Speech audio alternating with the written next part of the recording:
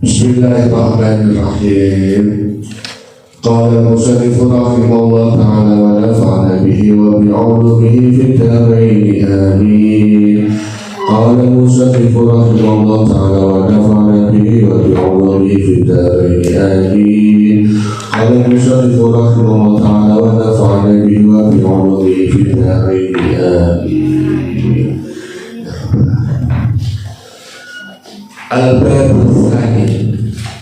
Al-babu tsani utawi iki iku bab nerangake kang kaping 7.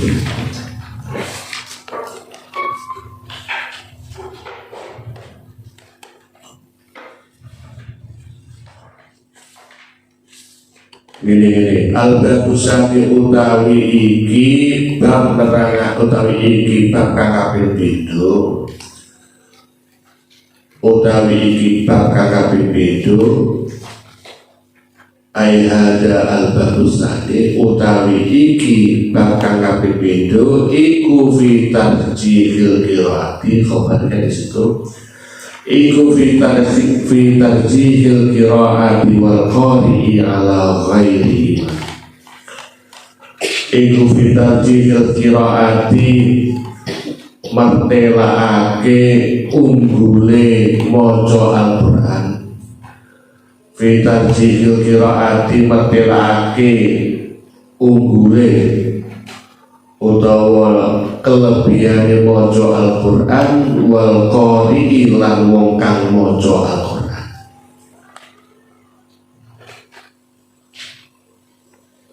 Unggule bacaan Al-Qur'an dan wong kang maca Al-Qur'an ala ghairi ma ing atase saliyane qiraah wal qari.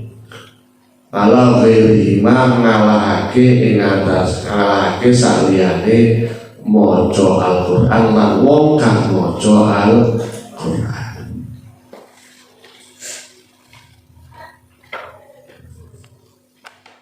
Pada bab yang kedua ini diterangkan nilai plus atau kelebihan pembaca Al-Quran dan juga orang yang mahir pintar membaca Al-Quran. Setidaknya ada perbedaan antara orang yang pandai membaca Al-Quran dengan orang yang tidak pandai atau barangkali bisa dikatakan terbata-bata dalam membaca Al-Quran. Namun yang perlu kita ingat bahwasanya beberapa waktu yang lalu kita sudah membahas satu hadis bahwasanya orang yang membaca Al-Quran dengan terbata-bata kadang kurang lancar atau belum lancar, ya barangkali belajar ya sih orang rampung membaca Al-Qurannya, belajar membaca Al-Quran, maka orang yang terbata-bata membaca Al-Quran tersebut jangan sampai putus asa, jangan sampai minder, jangan sampai meninggalkan belajar Al-Quran. Kenapa? Karena orang yang membaca Al-Quran itu memiliki dua nilai pahala. Pertama, pahala belajar Al-Quran, dan yang kedua pahala membaca Al-Quran. Saya ulang lagi, orang yang kangelan baca Al-Quran, masih kesulitan baca Al-Quran, kadang-kadang saya dengarkan murojaahnya kalian yang kecil-kecil ini, hati-hati yang kecil-kecil ini masih susah juga. Kadang panjang pendeknya pun juga kurang tepat, tajwidnya pun juga kurang tepat, makhrajnya pun juga kurang tepat. Kayak mojo kadang-kadang tengah kalimat itu mengambil nafas gitu, masih terbata-bata. Itu menurut hadis yang telah kita pelajari bahwasanya orang yang terbata-bata membaca Al-Quran tersebut adalah akan mendapatkan dua pahala. Pahala yang pertama, pahala belajar membaca Al-Quran, dan yang kedua, pahala membaca Al-Quran itu sendiri. Maka jangan sampai minder, tetap semangat ya. Terus sahabat Abi Mas'ud Al-Ansari Al-Badri, sahabat tetap Sahabat tetep an Abi Mas'ud saking Abi Mas'ud al-Ansori kang bangsa Ansori al-Badri kang bangsa Badri radhiyallahu anhu radhiyallahu bidani sapa Allah Gusti Allah anhu saking Abi Mas'ud al-Ansori al-Badri nan Rasulullah sallallahu alaihi wasallam qala saking Rasulullah sallallahu alaihi wasallam qala dawuh sapa Rasulullah qala dawuh sapa Rasulullah piye rupane dawuh ya ummul qauma aqra'uhum li kitabillahi ta'ala ya umum imami al qauma ing kaum ing masyarakat ing jamaah sapa akrahum luweh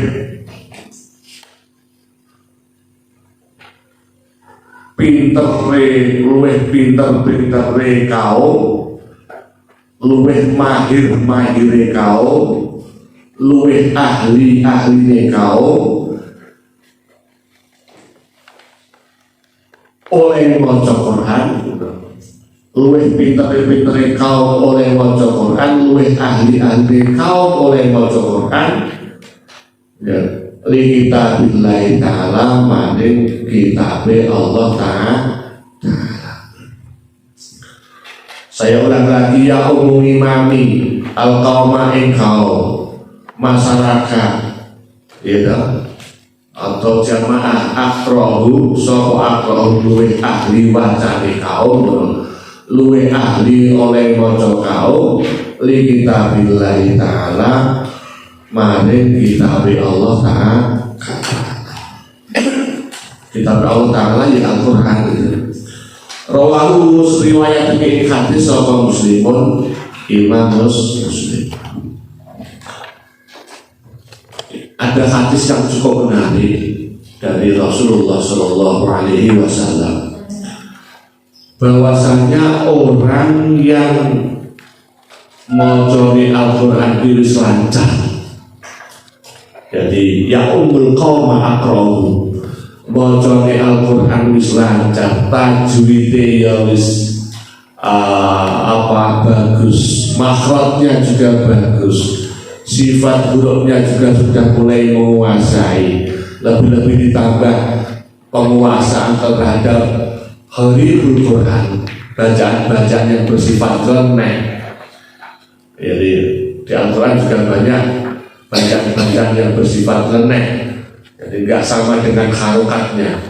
Ada ismam, ada tamanni, ada sakta, ya kan? Bisal ismu dibaca bisal ismu, ya kan? Banyak sekali bacaan-bacaan kharif yang perlu kita pelajari. Kok semuanya sudah dipelajari, kalian sudah mulai mahir membaca Al-Quran, maka tak jarang orang yang mulai mahir membaca Al-Quran itu, atau bahkan di masyarakat itu seringkali ditunjuk untuk menjadi imam, baik dalam imam sholat atau imam-imam dalam ritual ibadah yang lain. Contoh, kalau imam sholat laki-laki yang sholat laki-laki dan perempuan, siapa yang imami? Laki-laki. Tidak boleh kalau makmumnya laki-laki, imamnya perempuan, tidak boleh. Ya, kalau makmumnya sama-sama perempuan, maka imamnya boleh laki-laki atau imamnya boleh perempuan. Jadi kalau makmumnya perempuan, ya imamnya boleh laki-laki, ya kan? Atau imamnya boleh perempuan. Gitu. Tak jarang orang yang menguasai ilmu-ilmu Al-Quran, termasuk ilmu bacaan Al-Quran, kata Nabi, itu ya umul qauma aqra'uhum li kitabillah, maka akan ditunjuk oleh satu kaum tersebut untuk menjadi imam sholat atau imam dalam ritual ibadah yang lain. Contoh, Kira-kira di masyarakat sing imam tahlil itu sing iso maca Quran apa ora? Ya, pasti orang yang bisa membaca Al-Quran. Sing imami yasinan kira-kira wong sing maca Quran apa ora? Sing maca sama-sama orang yang menghafal, orang yang membaca Al-Quran, sing siji lancar, sing siji ya lancar. Namun perbedaannya sing siji apal Quran, sing siji ora apal Quran. Kira-kira mana yang suruh imami? Yang hafal Al-Quran. Yang hafal Al-Quran. Enak loro siji podo-podo lancar di Al-Quran, pandai membaca Al-Quran. Yang satu hafal Al-Quran, yang satunya tidak hafal Al-Quran. Maka yang ditunjuk menjadi imam adalah yang hafal Al-Quran. Yang hafal Al-Quran. Bocah putih kuwi, sing hafal Quran kuwi, ya santri jadi salam Al-Husna misalnya. Imam yasinan dan tahlil jamaah yasinan putri ditunjuk bunyai, misalnya bunyai tasqiyah, bunyai tasqiyah misalnya. Lalu malam Senin Pon bunyai tasqiyah, malam Senin Wage bunyai Ufa, malam Senin Pahing bunyai Lia, Senin Legi Manis bunyai Febri misalnya, dan seterusnya. Jadi begitu. Sebab kanjeng Nabi itu tak jarang memanggil para sahabat yang hafal Al-Quran dan suaranya bagus. Untuk apa? Hanya sekedar ingin mendengarkan lantunan ayat-ayat suci Al-Quran. Para sahabat tersebut ditunjuk oleh Nabi seperti Abu Musa al-Asy'ari. Sahabat Abu Musa al-Asy'ari itu sering dipanggil Nabi, ditunjuk untuk membaca ayat suci Al-Quran. Nabi hanya mendengarkan. Kalau ayat-ayat Al-Quran tersebut berisi tentang berita gembira terkait dengan surga, maka wajah Nabi kelihatan bahagia. Namun bila mana itu terkait dengan neraka, maka wajah Nabi pun juga akan kelihatan sedih.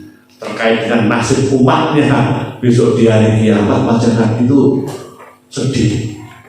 Mikir awak diri gitu, mikir awak mungkin wajah Nabi itu sedih.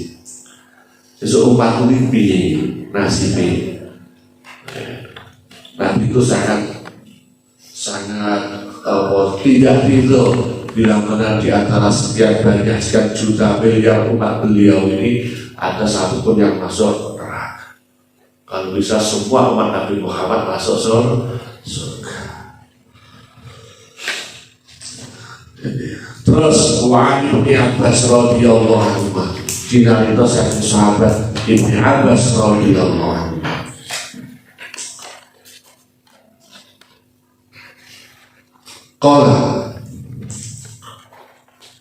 Qala sabdahu sapa Ibnu Abbas, karena Allah sapa Al-Qurra, karena Allah sapa Al-Qurra biro-biro wong kang ahli maca Al-Qur'an.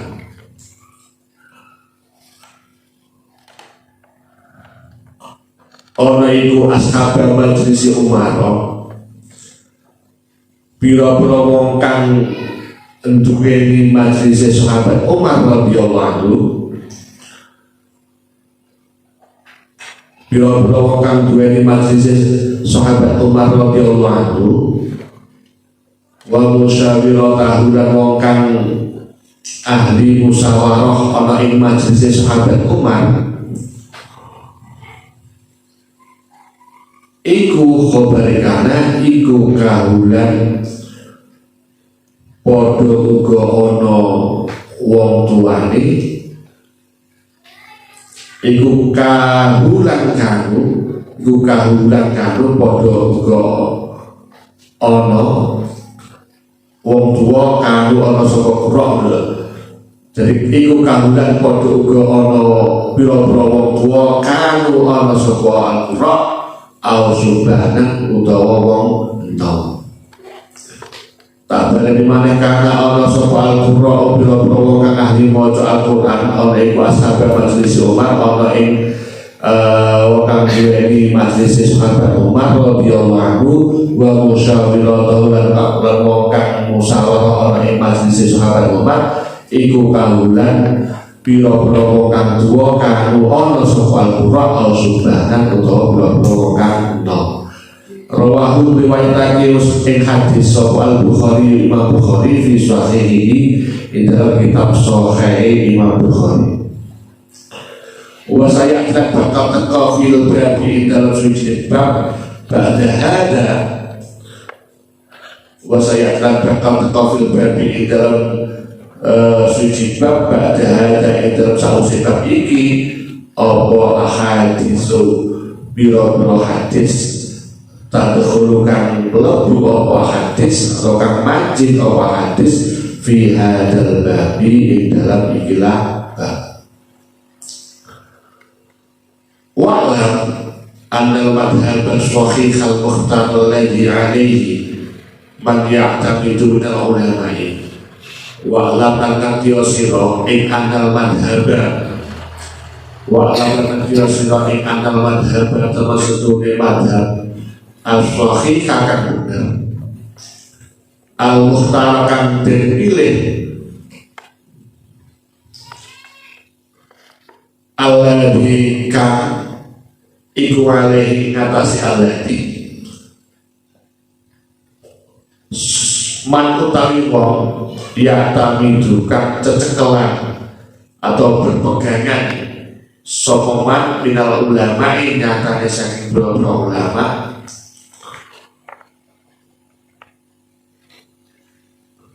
iku khabari ana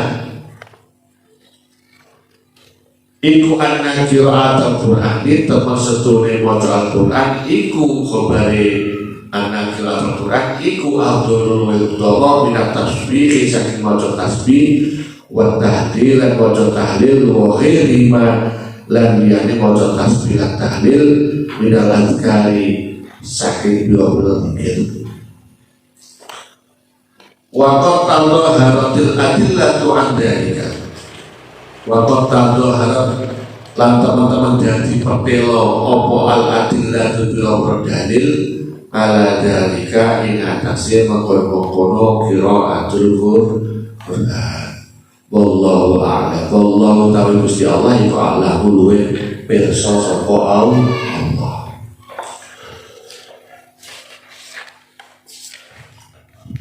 Ada sebuah riwayat dari Ibnu Abbas. Ibnu Abbas itu namanya Abdullah Ibnu Abbas.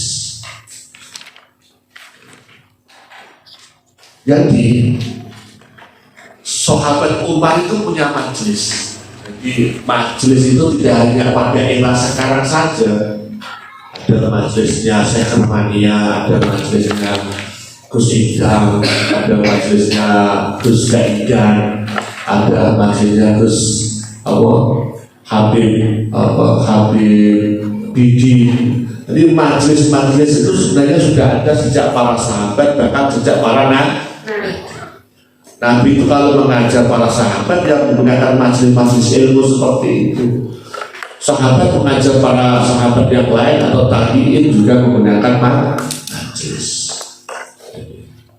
Tidak hanya sekarang saja. Cuma sekarang lebih populer majlisan, sholawatan. Istilahnya lebih populer karena ada sosial media. Kata-kata majlisan itu interpretasinya pasti sholawatan, majlisan. Majlis-majlis ilmu pada masa Nabi, pada masa sahabat itu juga banyak. Pada masa Nabi sumber utamanya adalah Nabi, mentornya itu adalah Nabi Muhammad, trainernya adalah Nabi Muhammad.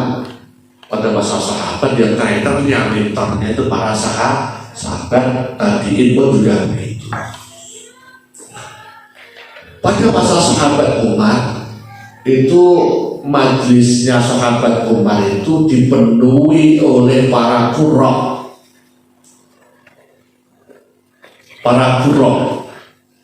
lancar semua, mahirun bihi, orang yang lancar membaca Al-Quran, bahkan mayoritas mereka itu hafal Al-Quran. Ini majelisnya sahabat itu kahulan kanu au subbanan, baik dari kalangan orang tua atau dari kalangan remaja maupun pemuda. Semuanya bercampur baur mengikuti majelis yang digelar oleh sahabat Umar radhiyallahu anhu. Semangat mereka.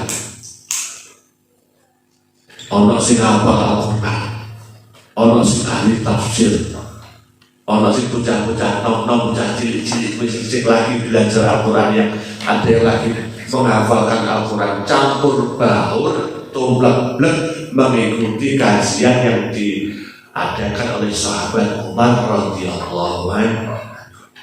Mereka semuanya ahli Quran. Keistimewaan ini nopo niku majelisnya sahabat Umar. Pertanyaannya adalah,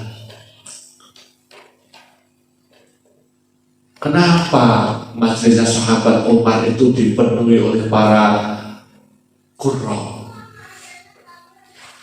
Lantas kemana orang-orang yang tidak ahli qurra itu? Tidak berani. Ini khusus, majelis ini diselenggarakan khusus qurra. Wong sing rapate iso maca Quran rawan nyedak. Rawannya padha karo awakmu misalnya maca rapate apa jenenge ana semak Al-Quran. Semak Al-Quran nek ngapal Quran sik rampung-rampung setoran kok. Sik rampung setoran kok. Biasanya kalau enek semak nang desa paling nyedak antara juz 1 sampai juz 10. Kau juz 10 munggah rapate paling nyedak karena sama lek kon maca juz 11 sampai juz paling nyedak juz 8. Sebab juz 11 sampai juz 8 itu ruwet dia akeh. Ayat yang awalnya sama tapi akhirnya berbeda, akhirnya hampir sama.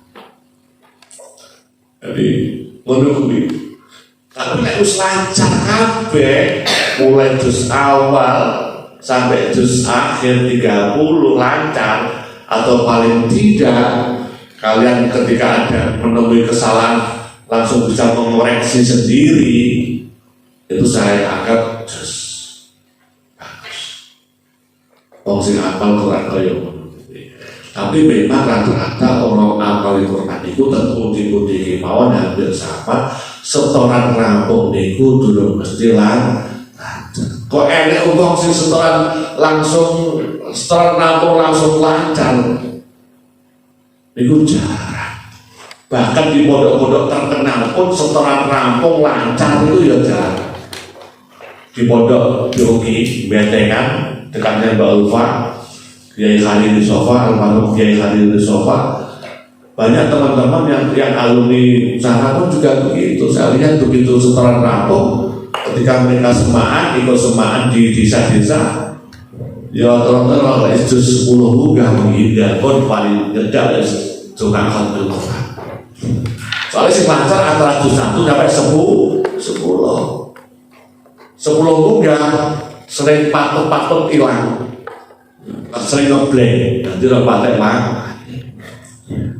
maka dari sinilah apa yang menjadi semangat dari sahabat Umar mendirikan majelis.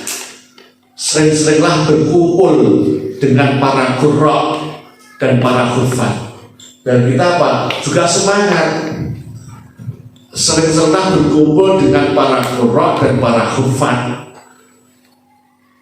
hufadzul Quran, qurra'il Quran, kita pun juga biar semangat. Oh, ternyata kemampuan saya dalam membaca Al-Quran, kemampuan saya dalam menghafalkan Al-Quran masih kalah jauh dibandingkan dengan si A, si B, si C, si D.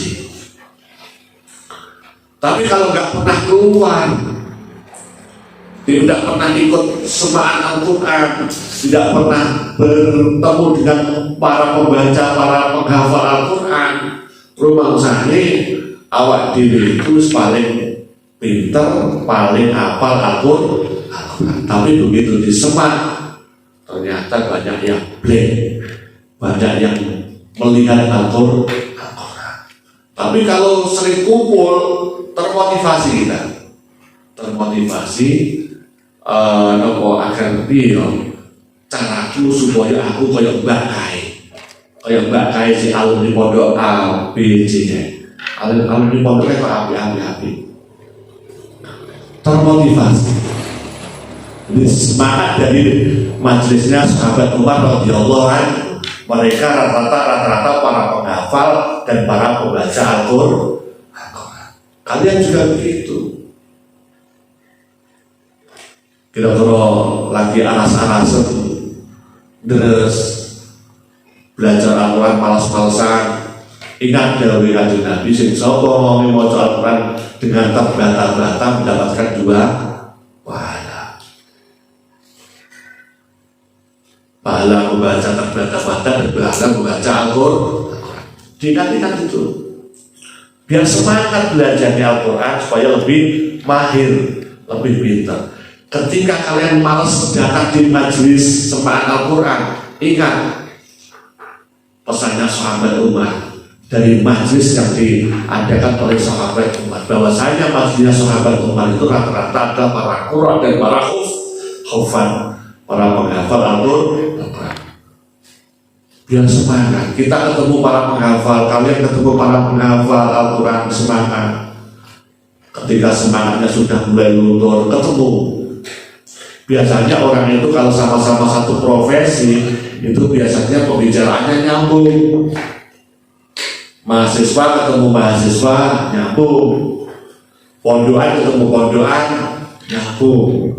Gitu. Tingkat SD ketemu mahasiswa, nggak nyambung. Gitu, nggak nyambung. Ketika tingkat SMA ketemu SMA, SMK ketemu SMK, itu nyambung yang dibicarakan. Para qurra ketemu para qurra, para hufat ketemu para hufat, nyambung. Maka sering-seringlah berkumpul dengan para hufat, para qurra dalam satu majelis. Itu saja ya. Kurang lebihnya mohon maaf. Saya akhiri, wallahu muwaffiq ila aqwamit thoriq. Assalamualaikum warahmatullahi wabarakatuh.